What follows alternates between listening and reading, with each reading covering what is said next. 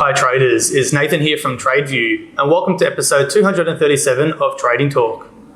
In this week's episode, I'll be continuing my series on our professional proprietary indicators by building them into automated systems.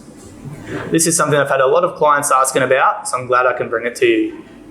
This episode will focus on our harmonics indicator and our alternative trading signals indicator that was created with hedge fund trader Dr. Tom Stark.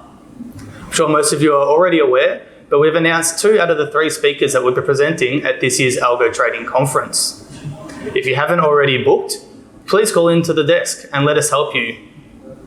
Nick Raj and Johan Christian Lotter will be bringing a wealth of experience and knowledge to the event, as well as building some unique systems that you won't want to miss out on. If you're not already a client and you'd like to watch episode 237 in full and create the model, just purchase the series by clicking Learn More on the top right of your page or in the YouTube description if you're watching this video on YouTube. To get updated first when a new episode has been released, subscribe to our YouTube channel by clicking the bell icon to receive notifications. I hope you enjoy episode 237 of Trading Talk, and until next week, all the best with your trading.